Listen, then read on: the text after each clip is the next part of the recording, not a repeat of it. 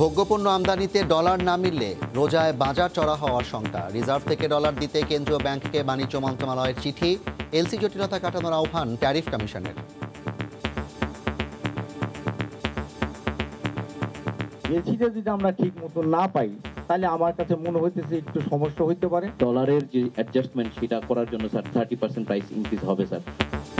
বাজার কারসাজি ইস্যুতে আবারও মুখোমুখি খুচরা ও কর্পোরেট ব্যবসায়ীরা। ডলার আসলে 84 টাকা, তখন একটা মালের দাম ছিল 190 টাকা, 175 টাকা। ডলার বাড়তি 105 টাকা হয়েছে, 100 টাকা হয়েছে, ওইটার দাম 600 টাকা হয় কিভাবে? পণ্য আটকে রেখে বাজারের অবস্থা বুঝে পণ্য ছাড় করার যে প্রবণতা যদি ধরতে না পারেন, কর্পোরেট ব্যবসায়ীদের হাতের পুতুল হয়ে যাবে এদেশের বাজার। দেখছিলেন প্রধান শিরোনাম। রাতের সময়ে সঙ্গে আছি আমি জাফর সাদিক। এবার অন্যান্য শীর্ষ সংবাদ। জাতীয় নির্বাচনে 150 আসনে হচ্ছে না ইভিএম এর ব্যবহার। আর্থিক সংকটে প্রকল্প স্থগিত। ইসির সিদ্ধান্ত মেনে নেবে আওয়ামী লীগ। ভোট ব্যবস্থা ধ্বংসের অভিযোগ বিএনপির। জন্ম নিবন্ধনের সার্ভার হ্যাক। চট্টগ্রাম সিটির 4টি ওয়ার্ডে 500-র বেশি ভুয়া নাম নিবন্ধন। রোহিঙ্গাদের এনআইডি ও পাসপোর্ট করতে এমন কাণ্ড, ধারণা পুলিশের। রাজধানীতে বাস চাপায় ছাত্রী নিহতের প্রতিবাদে সহপাঠীদের বিক্ষোভ। ঢাকা থেকে পালানোর সময় গ্রেপ্তার চালক ও সহকারী, 2 দিনের রিমান্ডে। এবং দেশের টাকা পাচার করে বিদেশে সম্পদের পাহাড়। দুবাইয়ে 500 বাংলাদেশের 100 কোটি ডলারের খোঁজে দুদক। কেন্দ্রীয় ব্যাংক কর্মকর্তার দুর্নীতিও দায়ী বলছেন আইনজীবী।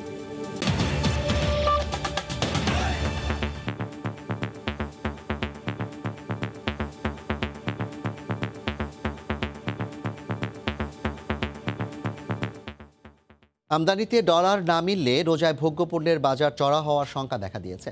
গতবারের তুলনায় 30% দাম বাড়ার আভাস দিয়ে এলসি জটিলতা কাটানোর আহ্বান জানিয়েছে ট্যারিফ কমিশন। ক্যাব বলছে, কর্পোরেট প্রতিষ্ঠানের হাতে জিম্মি হয়ে পড়েছে বাজার। ভোক্তাকে স্বস্তি দিতে শুল্ক কমানোর পরামর্শ দিয়েছে জাতীয় ভোক্তা অধিকার সংরক্ষণ অধিদপ্তর।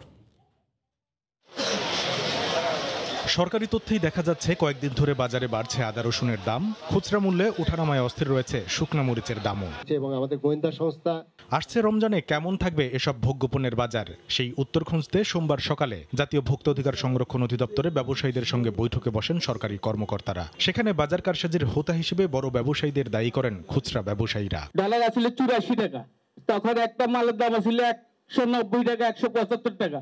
ডলার বাড়তি 105 টাকা হয়েছে, 100 টাকা হয়েছে, ওইটার দাম 600 টাকা হয় কিভাবে? আসলে কি এলসি গুলি কি বন্ধ হইতাছে না এর এই মজুদ করিয়া এই জিনিসগুলির দাম নিতে আছে? আমদানিকারকরা জানালেন, এলসি স্বাভাবিক না হলে পণ্যের সরবরাহ আর দরদামে সমস্যা হবে এবার রমজান মাসে। এলসিটা যদি আমরা ঠিক মতো না পাই তাহলে আমার কাছে মনে হইতেছে একটু সমস্যা হইতে পারে। ইম্পোর্টে এখন 100% মার্জিন দিয়ে সবকিছু ইম্পোর্ট করার জন্য বলছে, এটা কিন্তু ঠিক নয়। এ সময় ক্যাবের বক্তব্যে উঠে আসে কিভাবে কর্পোরেট প্রতিষ্ঠানের মুঠোবন্দী হয়ে যাচ্ছে দেশের ভোগ্যপণ্যের বাজার। ইম্পোর্টের বাজারে মনোপলি হওয়ার কারণে পণ্য আটকে রেখে বাজারের অবস্থা বুঝে পণ্য ছাড় করার যে প্রবণতা, এই জায়গাটি আসলে খুব গুরুত্বপূর্ণ হয়ে উঠেছে। এই জায়গাটিকে এখনো যদি ধরতে না পারেন, তাহলে এভাবে কর্পোরেট ব্যবসায়ীদের হাতের পুতুল হয়ে যাবে এদেশের বাজার। বৈঠকে ট্যারিফ কমিশন জানায়, ডলারের দাম ও আন্তর্জাতিক বাজার পরিস্থিতির কারণেই এবার 30% বাড়বে আমদানি করা ভোগ্যপণ্যের দাম। ডলারের যে অ্যাডজাস্টমেন্ট সেটা করার জন্য যেটা ইম্পোর্টেড প্রোডাক্ট সেটার লজিক্যাল গ্রাউন্ড হচ্ছে 30% প্রাইস ইনক্রিজ হবে। ভোক্তার ব্যয়ের বোঝা হালকা করতে ভোগ্যপণ্যের শুল্ক হার কমানোর সুপারিশ এনবিআরে পাঠানোর কথা জানালেন জাতীয় ভোক্তা অধিকার সংরক্ষণ অধিদপ্তরের মহাপরিচালক। আজকের মিটিং থেকে একটা রিকমেন্ডেশন যাবে বাণিজ্য মন্ত্রণালয়ে এবং সেখান থেকে হয়তো আমরা এনবিআর এর সাথে এই বিষয়টা আমরা অ্যাড্রেস করতে পারি এবং চাহিদা যোগানের সঠিক হিসাব রেখে বাজার তদারকির উপর গুরুত্ব দেন আলোচকরা। কামরুল হাসান সবুজ, সময় সংবাদ, ঢাকা। রমজানে নিত্যপণ্য আমদানিতে ডলারের সংস্থান করতে বাণিজ্য মন্ত্রণালয় 2 দফা বাংলাদেশ ব্যাংকে চিঠি দিলেও কোনো ব্যবস্থা দেয়নি। তাই আবারও রোববার 7টি পণ্য আনতে রিজার্ভ থেকে ডলার চেয়ে কেন্দ্রীয় ব্যাংককে চিঠি দিয়েছে বাণিজ্য মন্ত্রণালয়। তবে চিঠিটি ফরেন রিজার্ভ বিভাগে পৌঁছায়নি জানিয়ে হাতে পেলে ব্যবস্থা নেওয়ার আশ্বাস দেওয়া হয়। গত কয়েক মাস ধরেই 9% কাছাকাছি মূল্যস্ফীতি ভোগাচ্ছে দেশের ভোক্তাদের। এর মধ্যে দেখা দিয়েছে রমজানে বাড়তি চাহিদার যোগান দিতে গিয়ে আরেক দফা পণ্যমূল্য বেড়ে যাওয়ার আশঙ্কা। তাই এবার রমজানে বাজারে নিত্যপণ্যের সরবরাহ স্বাভাবিক রাখতে আগে থেকেই তৎপর বাণিজ্য মন্ত্রণালয়। যে সমস্যাগুলো বাজারকে অস্থির করে তুলতে পারে এরই মধ্যে তা চিহ্নিত করা হয়েছে। এ প্রেক্ষিতে ভোজ্য তেল, ছোলা, মসুর ডাল, পেঁয়াজ, চিনি এবং খেজুর আমদানির জন্য বিশেষভাবে ডলার সরবরাহ চেয়ে বাংলাদেশ ব্যাংকে রোববার চিঠি দিয়েছে বাণিজ্য মন্ত্রণালয়। এসব পণ্য আমদানিতে যেন তফসিলি ব্যাংকগুলো উদ্যোগী হয় সেজন্য সহযোগিতা চাওয়া হয়েছে কেন্দ্রীয় ব্যাংকের কাছে। চিঠিতে আরও বলা হয়েছে, এর আগে বাংলাদেশ ব্যাংক থেকে জানানো হয়েছিল জানুয়ারি মাস থেকে ডলার সংকট থাকবে না, কিন্তু বাস্তবে হচ্ছে এখনও ভোগ্যপণ্য আমদানিতে এলসি খোলা সম্ভব হচ্ছে না। এভাবে চললে রমজানে পণ্য সরবরাহে ঘাটতি হতে পারে। তবে চিঠিটি এখনও বাংলাদেশ ব্যাংকের ফরেন রিজার্ভ বিভাগে পৌঁছেনি বলে জানিয়েছেন সংশ্লিষ্ট কর্মকর্তা। চিঠি হাতে পেলে প্রয়োজনীয় ব্যবস্থা নেওয়ার কথা জানানো হয়। এর আগে গেল 14 ডিসেম্বর ও চলতি মাসের প্রথম সপ্তাহেও রমজানের দরকারি নিত্যপণ্য আমদানিতে ডলারের সংস্থান করার জন্য অনুরোধ জানিয়ে বাংলাদেশ ব্যাংকে চিঠি দিয়েছিল বাণিজ্য মন্ত্রণালয়। আহমেদ সালেহিন, সময় সংবাদ, ঢাকা। অন্য প্রসঙ্গ, দ্বাদশ জাতীয় সংসদ নির্বাচনে 150 আসনে হচ্ছে না ইভিএম এর ব্যবহার। বৈশ্বিক পরিস্থিতি আরও আর্থিক সংকট বিবেচনায় 2 লাখ ইভিএম কেনার প্রকল্প আপাতত স্থগিত করা হয়েছে, এমনটাই জানিয়েছে নির্বাচন কমিশন। সংবাদ সম্মেলনে ইসি সচিব জানান, আগেই কেনা ইভিএম দিয়ে 50 থেকে 70টি আসনে ভোট গ্রহণ করা যাবে। জাতীয় নির্বাচনে 150 আসনে ইলেকট্রনিক ভোটিং মেশিন ব্যবহারের সিদ্ধান্ত নিয়ে জলঘোলা কম হয়নি। অধিকাংশ রাজনৈতিক দলের মত ছিল ব্যালটে নির্বাচনের। এরপরও গত 23 আগস্ট দ্বাদশ জাতীয় সংসদ নির্বাচনে 150 আসনে ইভিএম ব্যবহারের সিদ্ধান্ত নেয় নির্বাচন কমিশন। 2 মাস পর 2 লাখ ইভিএম কেনা এবং রক্ষণাবেক্ষণ বাবদ 8,711 কোটি 44 লাখ টাকা চেয়ে প্রস্তাব পাঠায় পরিকল্পনা মন্ত্রণালয়ে। বৈশ্বিক সংকট, সরকারের কিচ্ছুতা সাধন নীতির মধ্যে এত টাকার প্রকল্প নিয়ে প্রশ্ন ওঠে বিভিন্ন মহলে। এক দফা প্রকল্পটি ফেরত পাঠায় পরিকল্পনা কমিশন, সংশোধন করে আবারও পাঠায় ইসি। এরপর প্রকল্পটি পাশে তাগিদ দিতে থাকেন তারা। ব্যয়বহুল এই প্রকল্প নিয়ে বেশ কয়েক মাস ধরে যাচাই বাছাই করে পরিকল্পনা কমিশন। সবশেষ সোমবার দুপুরে নির্বাচন কমিশন সচিবালয়ে সংবাদ সম্মেলনে ইসি সচিব জানান, বৈশ্বিক পরিস্থিতি আর আর্থিক সংকট বিবেচনায় 2 লাখ ইভিএম কেনার প্রকল্প আপাতত স্থগিত রাখার সিদ্ধান্ত নিয়েছে পরিকল্পনা কমিশন। এতে করে আসন্ন জাতীয় সংসদ নির্বাচনে 150 আসনে হচ্ছে না ইভিএম ব্যবহার। নির্বাচন ব্যবস্থায় ইলেকট্রনিক ভোটিং মেশিন ইভিএম এর ব্যবহার বৃদ্ধি ও টেকসই ব্যবস্থাপনা শীর্ষক প্রকল্প প্রস্তাবটি বিস্তারিত পরীক্ষা নিরীক্ষা ও পর্যালোচনা আনতে এবং বর্তমান বৈশ্বিক প্রেক্ষাপটে সরকারের আর্থিক সামর্থ্য বিবেচনায় আপাতত প্রক্রিয়াকরণ না করার সিদ্ধান্ত গৃহীত হয়েছে। নতুন ইভিএম কেনা স্থগিত হলেও 2018 সালে কেনা 1.5 লাখ ইভিএম দিয়ে আগামী জাতীয় সংসদ নির্বাচনে 50 থেকে 70টি আসনে ভোট নেওয়া হবে বলেও জানান ইসি সচিব। আমাদের হাতে যতগুলো মেশিন আছে তাদের আগেই বলা হয়েছে সেগুলো দিয়ে আমরা ইলেকশনে ব্যবহার করব। সেক্ষেত্রে 50টা হতে পারে, 60টা হতে পারে, 70টা হতে পারে। জাতীয় নির্বাচনে ইভিএম ব্যবহারের পক্ষে আওয়ামী লীগ সহ 4টি দল মতামত দিয়েছিল। 9টি দল সরাসরি ইভিএম এর বিপক্ষে মত দেয়, আর 5টি দল ইভিএম নিয়ে সংশয় ও সন্দেহের কথা জানিয়েছিল ইলেকশন কমিশনকে। মার্জিয়া মুমু, সময় সংবাদ, ঢাকা। এ বিষয়ে আলোচনার স্টুডিওতে আছেন সহকর্মী আফজাল হোসেন, যাচ্ছি তার কাছে। আফজাল, আপনাকে স্বাগত জানাচ্ছি। ধন্যবাদ জাফর। আফজাল, রাজনৈতিক দলগুলোর সাথে সংলাপ, এরপর প্রকল্প নিয়ে সুতো টানাটানি, সবকিছু শেষে অবশেষে কিন্তু ইভিএম প্রকল্প, নতুন যেই কয়টি ইভিএম কেনার কথা ছিল সেটি স্থগিত করতে হয়েছে। কেন এটি বাতিল হলো, হোঁচট খেলো? না, যেটি ইলেকশন কমিশন সচিব বলেছেন যে বৈশ্বিক সংকট এবং বাংলাদেশের যে আর্থিক পরিস্থিতি সেটার কারণেই এই সিদ্ধান্তটি নেওয়া হয়েছে, কিন্তু এর পেছনে অন্য কোনো কারণ আছে কিনা সেটি নিয়েও কিন্তু অনেকেই প্রশ্ন তুলছেন। কারণ এই প্রকল্পটি যখন পরিকল্পনা কমিশনে দেওয়া হলো প্রস্তাবটি, এবং তার যে ব্যয় ধরা হয়েছিল সেই ব্যয়টি নিয়েও কিন্তু প্রশ্ন উঠেছিল। খোদ পরিকল্পনা কমিশনই কিন্তু কাটছাট করার জন্য অনেক পরামর্শ পাঠিয়েছিল, ফেরতও পাঠিয়েছিলেন। আমরা যদি দেখি যে ইসিএর ইভিএম নিয়ে ভোট পরিকল্পনার ইসির হোঁচট, সেখানে যেটি বলা হয়েছে যে আর্থিক সংকট এবং বৈশ্বিক পরিস্থিতির কথাই বলা হয়েছে। আপাতত স্থগিত ইভিএম কেনার প্রকল্প, এটি একেবারে বাতিল হচ্ছে না, শুধু যে দ্বাদশ সংসদ নির্বাচনে হচ্ছে না এটি নিশ্চিত। আর 50 থেকে 70 আসনে ইভিএম ভোট করা সম্ভব। 2018-তে যে ইভিএমগুলো কেনা হয়েছিল প্রায় 1 লাখের মতো ইভিএম সেট রয়েছে, সেই সেট দিয়ে যতটি আসনে করা যায়, ওইর মধ্যে কিন্তু অনেক গণমাধ্যমে খবর এসেছে তার অধিকাংশই কিন্তু নষ্ট হয়ে গেছে শুধুমাত্র ব্যবস্থাপনার অভাবে। তারপরে ইসি সচিব বলেছেন যে যতটুকু ব্যবহার করা যায় সেগুলো দিয়েই আসলে ভোট হবে। আর বেশিরভাগ রাজনৈতিক দলের প্রত্যাশা পূরণ হয়েছে। ইলেকশন কমিশন হাসান হাবিব তিনি এই মন্তব্যটি করেছিলেন, কারণ এই রিপোর্টের শেষ অংশে যেটি ছিল যে আওয়ামী লীগ সহ 4টি দল সরাসরি ইভিএমে ভোট করার পক্ষে ছিল, 9টি দল একেবারে বিপক্ষে মতামত দিয়েছিলেন যে ইলেকট্রনিক ভোটিং মেশিনে ভোট নেওয়া যাবে না, আর 5টি দল সংশয় ছিলেন। এই যে 22টি দল তারা ইলেকশন কমিশনে গিয়ে মতামত দিয়েছেন, এর বাইরে অনেক দল আছে যে তারা কিন্তু মতামতই দেননি, তারা কিন্তু শুরু থেকেই ইভিএমের বিরোধিতা করে আসছেন। আর আপনি যেমনটা বলছিলেন যে বৈশ্বিক আর্থিক সংকট, যখন প্রকল্পটি তারা প্রস্তাব করে তখনও কিন্তু আর্থিক সংকট ছিল, তাহলে যেমনটা বলছিলেন যে এর পেছনে অন্য কোনো কারণ আছে কিনা সেটি যদি একটু জানাতেন। এর পেছনে অন্য কোনো কারণ আছে কিনা, আমরা যদি এই প্রকল্পটি দেখি যে আসলে কত টাকা এই প্রকল্পে ব্যয় ধরা হয়েছিল, কেনার খরচ শুধুমাত্র 2 লাখ ইভিএম সেট কেনার খরচ ধরা হয়েছে 6,660 কোটি 29 লাখ টাকা।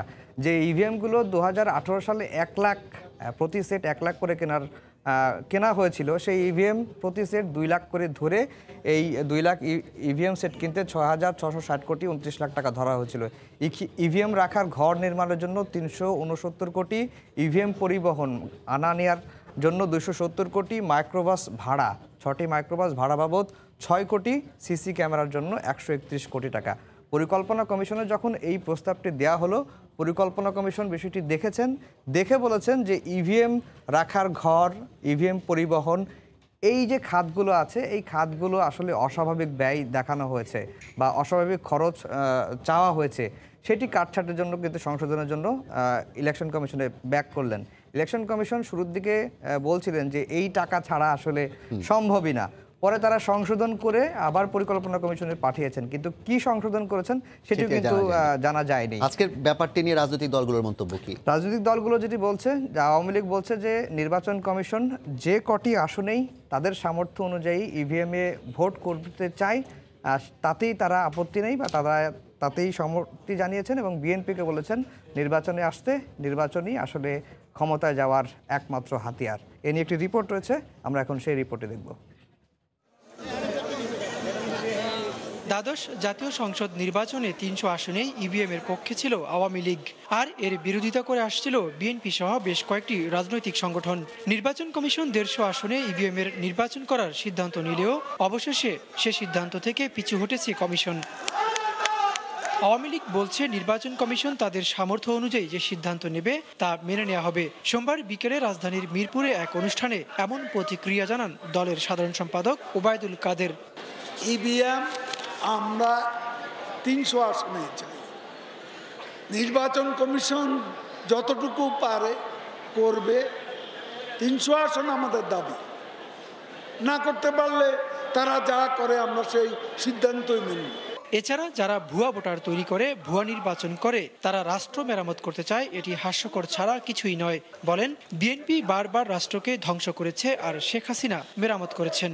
তাদের আন্দোলন হচ্ছে অদৃশ্য নির্দেশ, যারা ও রিমোট কন্ট্রোলে চলে তাদের ডাকে আন্দোলন হয় না, তাদের আন্দোলন ভুয়া ভুয়া কর্মসূচি, রাষ্ট্র মেরামত ভুয়া।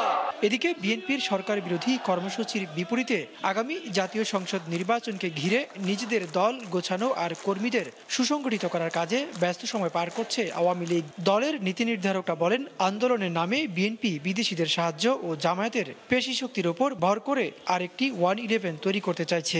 খালি কলেজ বাজে বেশি এদের নেতা কর্মীদের উজ্জীবিত করার জন্য কথাবার্তা বলছে। এদের উদ্দেশ্য হচ্ছে জিয়া এরশাদের মতো একটা ক্ষমতার পরিবর্তন, কোনো তত্ত্বাবধায়ক সরকার না, শেখ হাসিনা নেতৃত্বাধীন সরকারি নির্বাচনকালীন সরকার হিসেবে দায়িত্ব পালন করবে। এর ব্যত্যয় ঘটার কোনো সুযোগ নাই। সময় মতোই আগামী জাতীয় সংসদ নির্বাচন অনুষ্ঠিত হবে বলেও আশাবাদ আওয়ামী লীগের। ওবায়দুল্লাহ মামুন, সময় সংবাদ, ঢাকা।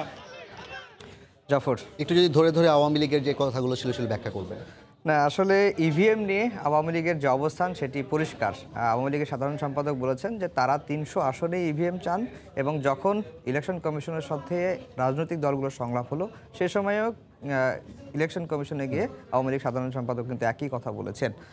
আজকে যেটি বলেছেন যে নির্বাচন কমিশনের যে সামর্থ্য রয়েছে, যে কটি আসনে তারা ইভিএমে ইলেকশন করতে পারেন, তাদের যে সামর্থ্য অনুযায়ী ইসির যে কোনো সিদ্ধান্তই তারা মেনে নেবেন।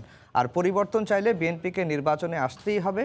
বিএনপি এখন যে বলছে যে তত্ত্বাবধায়ক সরকার ছাড়া নির্বাচনে যাবে না, এই সরকারের অধীনে কোনো নির্বাচন হবে না, তাদের যে দাবি দেওয়াগুলো কথা বলা হচ্ছে সেটি তুলে ধরে আওয়ামী লীগ নেতারা বলছেন যে কেয়ারটেকার সরকারের যে ইস্যুটা, এটি আসলে ডেড ইস্যু। পরিবর্তন চাইলে বিএনপিকে অবশ্যই নির্বাচনে আসতে হবে এবং বিএনপি নেতারা শেষ পর্যন্ত এই সরকারের অধীনে নির্বাচনে যাবেন, এমনটাই কিন্তু প্রত্যাশা করছেন আওয়ামী লীগ নেতারা। গণতন্ত্র, নির্বাচন, রাষ্ট্রীয় ব্যবস্থাকে ধ্বংস করেছে বিএনপি এবং বর্তমান সরকার প্রধান শেখ হাসিনা তিনিই রাষ্ট্রকে মেরামত করেছেন এবং গণতন্ত্রকে সুশৃঙ্খল মুক্ত করেছেন। জনগণের সঙ্গে ভণ্ড রাজনীতি করছে বিএনপি। আর আরেকটি 111-এর ষড়যন্ত্র চলছে, বিএনপি জামাত গোষ্ঠী সেই ষড়যন্ত্রটি করছেন যেন অন্য কোনো পথে ভোট ছাড়া বিকল্প উপায়ে ক্ষমতায় যাওয়ার চেষ্টা করছেন। এই মন্তব্যগুলোই কিন্তু আজকে আওয়ামী লীগ নেতারা করেছেন। ওবায়দুল কাদের যেটি অনেকদিন ধরেই বলছেন বিএনপির যে আন্দোলন রাজনীতি সবই ভুয়া, তার প্রেক্ষিতে বিএনপির বক্তব্য কি? বিএনপির মহাসচিব শুরুতেই বারবারই যখন তাকে প্রশ্ন করা হয় তখন তিনি আসলে আওয়ামী লীগ সাধারণ সম্পাদকের পাল্টা বক্তব্যের পাল্টা কোনো উত্তর তিনি দিতে চান না। আর আজকে বিএনপির কর্মসূচির বিষয়টি একটু বলি। তারা বলছেন যে আওয়ামী লীগ গত 15 বছর ক্ষমতায় থেকে গণতান্ত্রিক সাংবিধানিক সকল প্রতিষ্ঠানকেই ধ্বংস করেছে এবং ভোটের যে ব্যবস্থা ছিল সেই ভোটের ব্যবস্থাটাকেও আওয়ামী লীগ ধ্বংস করেছে। এ নিয়ে আমার করা একটি রিপোর্ট রয়েছে, আমরা এখন সেই রিপোর্টে দেখব। কেন্দ্র থেকে তৃণমূল রাষ্ট্র কাঠামো মেরামতের 27 দফা রূপরেখা নিয়ে আলোচনা সভা করছে বিএনপি। এরই ধারাবাহিকতায় সোমবার প্রেস ক্লাবে এক অনুষ্ঠানের আয়োজন করে বাংলাদেশ সম্মিলিত পেশাজীবী সমন্বয় পরিষদ। অনুষ্ঠানে অংশ নেন বিএনপি ঘরানার বুদ্ধিজীবী, সাংবাদিক ও পেশাজীবীরা। অনুষ্ঠানে প্রধান অতিথির বক্তব্যে বিএনপির মহাসচিব বলেন, গত 15 বছরে নির্বাচনী ব্যবস্থা সহ গণতান্ত্রিক সকল প্রতিষ্ঠান ধ্বংস করেছে ক্ষমতাসীন দল। এখন যে পার্লামেন্ট তারা তৈরি করেছে, এটা কোনো পার্লামেন্ট, এটা একদলীয় একটা ক্লাব তৈরি করেছে, ক্লাব অফ আওয়ামী লীগ। নির্বাচন ব্যবস্থাটা কি তারা ধ্বংস করে দিয়েছে। মানুষ ভোটই দিতে যায় না। ভোট দিয়ে কি হবে, ভোট কি হবে, ভোট তো আমার থাকবে না, আমার ভোট তো অন্য নিয়ে যাবে। এবং এই জন্য যত কিছু কারসাজি করা দরকার তারা করেছে। চলমান আন্দোলনে হতাশ হওয়ার কিছু নেই উল্লেখ করে মির্জা ফখরুল বলেন, সাফল্যের পথেই আছেন তারা। অনেকের কথা বলতে হতাশা একটু ছাপ পাই খুঁজে। কেন হতাশ হবো আমরা তো সাকসেসফুল হচ্ছি, প্রতি পদে পদে প্রতিটা স্টেপে আমরা এগিয়ে যাচ্ছি বন্ধুগণ। এই লড়াইটা শুধু আমার লড়াই না, এই লড়াইটা আমার দেশের লড়াই। এই গণতন্ত্রকে পুনরুদ্ধার শুধু আমার জন্য নয়, সমগ্র মানুষের জন্য, জাতির জন্য। বিএনপি মহাসচিব কথা বলেন পাঠ্যপুস্তকে ভুল নিয়েও। অবিলম্বে ভুলে ভরা পাঠ্য বই প্রত্যাহারের দাবিও জানান তিনি। অবিলম্বে এই সকল বই উইথড্র করার জন্য আমরা দাবি জানাই। আফজার হোসেন, সময় সংবাদ, ঢাকা। জাফর, যেমনটা তিনি রাজনৈতিক বক্তব্যগুলো দিলেন, আজকের ইভিএম প্রকল্প স্থগিত হওয়া নিয়ে কিছু বলেছেন কি? আজকে বিএনপির মহাসচিব এই বিষয়ে কথা বলেননি, কারণ যখন ইভিএম প্রকল্পটি স্থগিত হলো এর আগেই তার প্রোগ্রামটি শেষ হয়ে গিয়েছিল। তারপরেও বিএনপি নেতারা যেটি বলেছেন, কয়েকজনের সঙ্গে কথা বলার চেষ্টা করছি, তারা যেটি বলছেন যে দুর্নীতি ও কারচুপির প্রাথমিক পরিকল্পনা ব্যর্থ হয়েছে।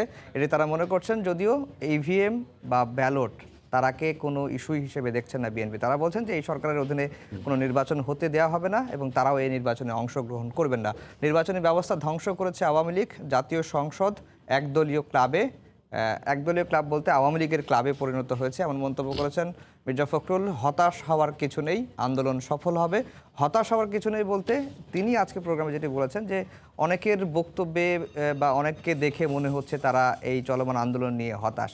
তখন মির্জা ফখরুল বলেছেন হতাশ হওয়ার কিছু নেই, কারাবন্ধ অনেক নেতা রয়েছেন, তাদের সবার সঙ্গে তিনি কথা বলেছেন। কথা বলে তিনি জানতে পেরেছেন তারা একেবারেই উৎফুল্ল এবং তারা সাফল্যের একেবারে দ্বার প্রান্তে, এমন মন্তব্য এসেছে।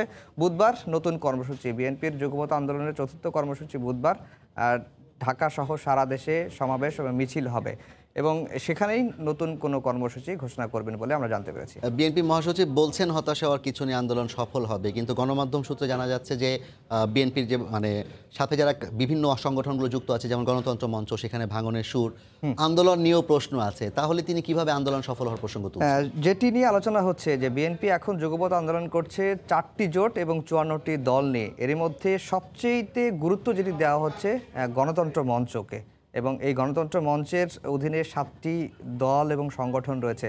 এখন পর্যন্ত বিএনপি 3টি যুগপৎ কর্মসূচি পালন করেছে। এই 3টি কর্মসূচির কোনোটিতেই কিন্তু আমরা এই জেএসডির আসম আব্দুর রব, নাগরিক ঐক্যের মাহমুদুর রহমান মান্না এবং যেটি ওই যে গণ অধিকার পরিষদের রেজা কিবরিয়া এবং নুরুল হক নূর, এই কয়েকজনকে কিন্তু আমরা কোনো কর্মসূচিতেই দেখতে পাইনি। এবং সেটি নিয়ে যেমন প্রশ্ন রয়েছে, এই জোটের মধ্যে নেতৃত্বের চরম দ্বন্দ্ব চলছে এবং বাকি যে জোটগুলো রয়েছে, 12 দলীয় জোট, সমমনা, গণতান্ত্রিক জোট, এই জোটগুলোর মধ্যে কর্মসূচি বাস্তবায়নে নেতাকর্মীদের উপস্থিতি দেখে তারা অনেকটা হতাশ হয়েছেন এবং তারা এই জোট গঠন নিয়ে যে তারা যেই উদ্দেশ্যে জোটগুলো গঠন করা হয়েছিল সেটি নিয়ে আসলে প্রশ্নের মুখে পড়েছে এবং দলের ভেতরে বাইরে এটি নিয়ে কিন্তু এখন আলোচনা চলছে। অনেক ধন্যবাদ আফজাল আপনাকে। রাজনীতির গতিপথ আসলে কোন দিকে যাবে সেটা আগামীতেই পরিষ্কার হয়ে যাবে, আমরা সে পর্যন্ত অপেক্ষা করতেই পারি। আমাদের সঙ্গে যুক্ত ছিলেন সহকর্মী আফজাল হোসেন, জানাচ্ছিলেন আজকে ইভিএম প্রকল্প স্থগিত হওয়া নিয়ে যে মন্তব্যগুলো ছিল এবং বিভিন্ন রাজনৈতিক দল যে বিষয়টি নিয়ে আলোচনা করছে সেটি নিয়ে। মিয়ানমার সীমান্তের পরিস্থিতি নিয়ে উদ্বেগ জানিয়ে পররাষ্ট্রমন্ত্রী জানালেন, আতঙ্কে দেশটির কিছু মানুষ আবারও ঢুকে পড়েছে বাংলাদেশে। এদিকে আন্তর্জাতিক যে কোনো জোটে যুক্ত হওয়ার বিষয়ে সতর্ক থাকার পরামর্শ দিয়েছেন বাংলাদেশে নিযুক্ত চীনের রাষ্ট্রদূত ইয়াও ওয়েন।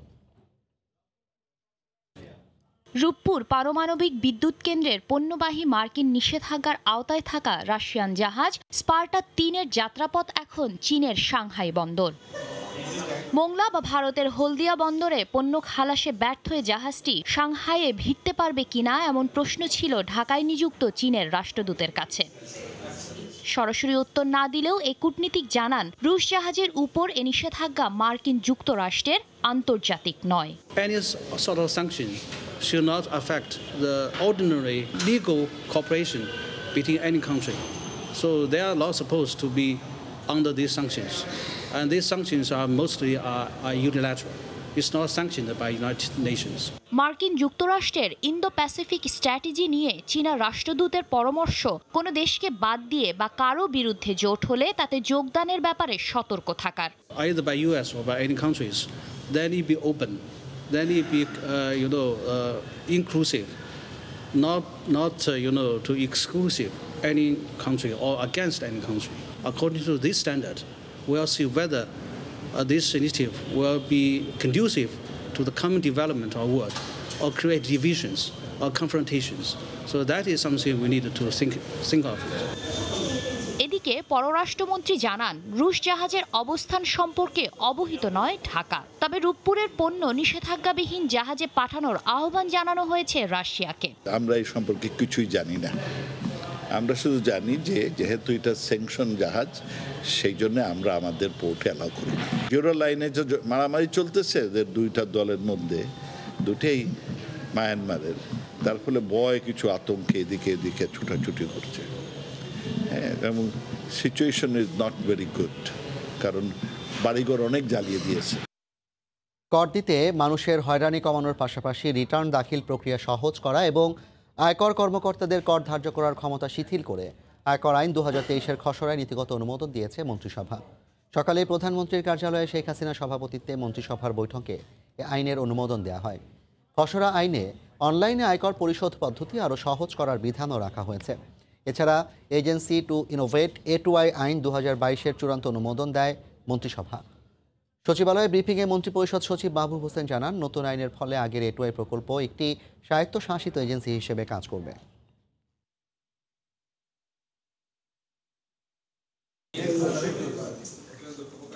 যারা ট্যাক্স কর্মকর্তা ছিলেন তাদের ডিসক্রিপশনের পাওয়ার যেটা ছিল সেটাকে সীমিত করা হয়েছে। রিটার্ন দাখিলের যে পদ্ধতি বা যেসব কাগজপত্র দরকার হবে বিশেষ করে ব্যবসায়ীদের ক্ষেত্রে সেগুলোকে সহজতর করা হয়েছে। বিদ্যমান আইনে কেবলমাত্র উচ্চ কর কর্তন সম্পর্কিত 29টি রিটার্ন ও বিবরণী দাখিলে বাধ্যবাধকতা রয়েছে, সেটি প্রস্তাবিত আইনতে 29টি পরিবর্তে 12টি করা হয়েছে। এজেন্সি টু ইনোভেট, তো এইটি এখন একটি আগে ছিল প্রকল্প, এখন একটা এজেন্সি হিসাবে এটাকে গঠন করার জন্য একটা আইনের খসড়া নীতিগতভাবে অনুমোদন উপস্থাপন করা হয়েছিল। দুবাইয়ে 459 বাংলাদেশির প্রায় $100 কোটি সম্পদ অনুসন্ধানে বিশেষ টিম গঠন করেছে দুর্নীতি দমন কমিশন। চলতি মাসে আরব আমিরাত সরকারের কাছে চাওয়া হবে সম্পদের মালিকদের নামের তালিকা ও তথ্য। অর্থ পাচার রোধে কার্যকর ব্যবস্থা না থাকা এবং কেন্দ্রীয় ব্যাংকের কিছু ঊর্ধ্বতন কর্মকর্তার দুর্নীতিকেও দুষলেন দুদক আইনজীবী। অর্থনীতিবিদরা বলছেন, লাগাম টেনে না ধরলে অর্থনীতির জন্য অশনি সংকেত। মার্জিয়া মুমুর আরও একটি রিপোর্ট। দেশ থেকে বিদেশে টাকা পাচারের মিছিল যেন দীর্ঘ থেকে দীর্ঘতর হচ্ছে। ইউরোপীয় ইউনিয়নের ট্যাক্স অবজারভেটরি ও দুবাই ভূমি বিভাগের তথ্য অনুযায়ী 2020 সালে এক বছরেই সংযুক্ত আরব আমিরাতের দুবাইয়ে প্রায় 500 বাংলাদেশি তথ্য গোপন করে শত শত কোটি টাকা দিয়ে প্রায় 1000টি স্থায়ী সম্পদের মালিক বনেছেন। পরবর্তী 2 বছরে যার পরিমাণ আরও বেশি। দুবাইয়ের 7টি অভিজাত এলাকায় থাকা সম্পদ ও মালিকদের চিহ্নিত করতে চলতি মাসেই দুদকের বিশেষ টিম তথ্য চাইবে সংযুক্ত আরব আমিরাত সরকারের কাছে। 459 যে বাংলাদেশি সংযুক্ত আরব আমিরাতে তাদের বাড়ি আছে, ব্যবসা প্রতিষ্ঠান আছে, সে বিষয়গুলি দুদক তো অত্যন্ত গুরুত্ব সহকারে খতিয়ে দেখছে। তাদের ডাটা কালেকশন হচ্ছে। দুবাইয়ের কর্তৃপক্ষের কাছে আমরা তথ্যপত্র চাপ। এত বিপুল পরিমাণ টাকা পাচারের জন্য কার্যকর প্রতিরোধ ব্যবস্থা না থাকা এবং কেন্দ্রীয় ব্যাংকের কতিপয় ঊর্ধ্বতন কর্মকর্তার দুর্নীতিকে দায়ী করছেন দুদক আইনজীবী। প্রতিরোধের ব্যবস্থাটা আমাদের দেশে খুবই দুর্বল। বুঝতে হবে শর্টসের মধ্যে ভূত আছে। সেন্ট্রাল ব্যাংকে এই ধরনের সমস্যা আছে। ঊর্ধ্বতন কর্মকর্তারা একেবারে ডিরেক্টলি ইনভলভ হয়ে যাচ্ছে একেবারে দুর্নীতির সঙ্গে। অর্থনীতিবিদরা বলছেন, বিভিন্ন উপায়ে দেশ থেকে টাকা পাচার করেই এসব সম্পদের মালিক হয়েছেন সংশ্লিষ্টরা। এইভাবে অর্থ পাচার করাটা দেশের অর্থনীতির জন্য অত্যন্ত ক্ষতিকর। দৃষ্টান্তমূলক শাস্তির ব্যবস্থা যদি করা যায়, তাহলে সেই ক্ষেত্রে কিন্তু যারা ইতিমধ্যে পাচারের প্রক্রিয়ার মধ্যে আছেন তারা হয়তো ভবিষ্যতে টাকাটা পাচার করবেন না। গত 15ই জানুয়ারি দুবাইয়ে 459 বাংলাদেশির শত কোটি টাকার সম্পদ অনুসন্ধান করতে Dudok, Bangladesh financial intelligence unit, CID ও এনবিআরকে নির্দেশ দেন হাইকোর্ট। মার্জিয়া মুমু, সময় সংবাদ, ঢাকা। রাজধানীতে বাস চাপায় বেসরকারি বিশ্ববিদ্যালয়ের ছাত্রী নিহতের প্রতিবাদে বিক্ষোভ করেছেন সহপাঠীরা। এদিকে নাদিয়াকে চাপা দেয়া বাসের চালক ও সহকারীকে গ্রেফতার করা হয়েছে। তাদেরকে 2 দিনের রিমান্ড দিয়েছেন আদালত। সড়কে নাদিয়ার অকাল মৃত্যুকে হত্যা দাবি করে এর প্রতিবাদে রাজপথে সহপাঠীরা স্লোগানে সুষ্ঠু বিচার দাবি তাদের। নাদিয়ার পরিবারকে ক্ষতিপূরণ দেওয়ার পাশাপাশি ভিক্টর পরিবহনের রুট পারমিট বাতিলের দাবিও জানান তারা।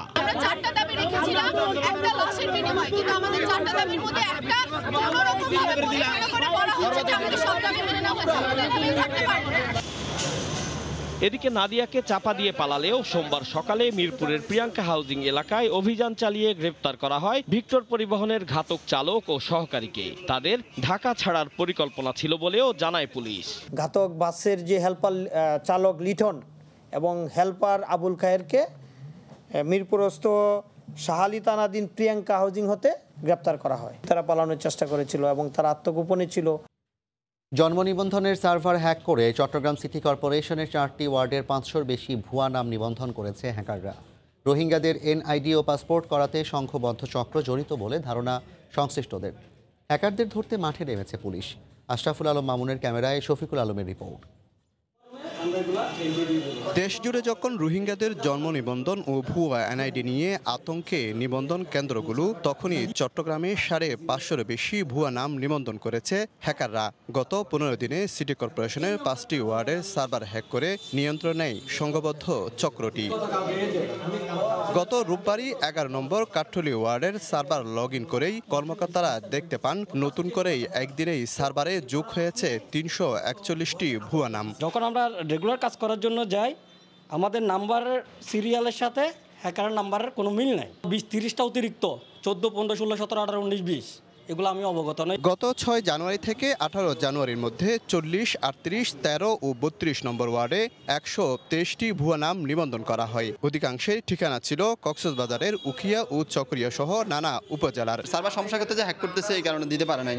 পরবর্তী 2 দিন পরে আসতে বলতেছে নেওয়ার জন্য। হাসপাতালটাই বলবো সার্ভার ডিস্টার্ব করলে ওরা কাজ করতে পারে না। এদিকে মামলার পাশাপাশি বিষয়টি কেন্দ্রীয় সার্ভার কর্তৃপক্ষকে জানায় সিটি কর্পোরেশন। এর বেনিফিশিয়ারিগুলো আমরা দেখছি, কাদের বরাবর এই ইস্যু হয়েছে তাদেরকে হয়তো আমরা জিজ্ঞাসাবাদ করে যদি আমরা বের করতে পারি এটা কীভাবে হয়েছে। এটা আসলে আমাদের জন্য একটা নতুন ক্রাইম। আমরা অবশ্যই এটা আমাদের সাইবার ইউনিট আছে, তারা কাজ করবে এবং তারা যদি মামলা করে ওইভাবে আমরা পরবর্তীতে আইনগত ব্যবস্থা নিব।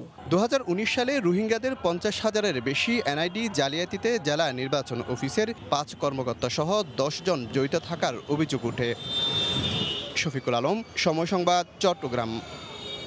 চট্টগ্রামে একটি প্রতিষ্ঠানের অর্ধ কোটি টাকা আত্মসাৎ করে গা ঢাকা দেয় প্রতারক হাসিব। রাজশাহীতে মোটরসাইকেল মামলার নথি দেখে করা হয় শনাক্ত। পরে অভিযান চালিয়ে অভিযুক্তকে গ্রেফতার করেছে পিবিআই। তার বাসা থেকে উদ্ধার করা হয়েছে ৩৭ লাখ টাকা। অনেক বিশ্বাসের ক্যামেরায় বিস্তারিত জানাচ্ছেন ফেরদৌস লিপি।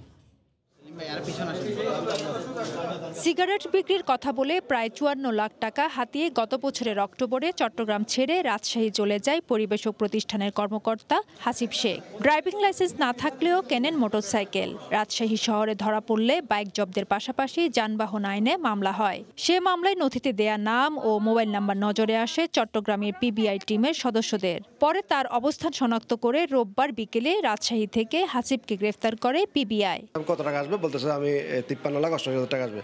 তখন আমি তাকে দোকান থেকে 20 লাখ টাকা দিই, 23 লাখ 88 হাজার টাকা আমার অ্যাকাউন্ট থেকে দিই, আর আমার এক ফ্রেন্ডের গেট থেকে 10 লাখ টাকার একটা চেক দিই। প্রায় সব টাকা তোলার পরে দিনের 1-2টার দিকে সেই মোবাইল বন্ধ করে দেয়। মোবাইল বন্ধ করে আমার দোকানের লোক আমার ফোন করছে, ভাই এর মোবাইল তো বন্ধ।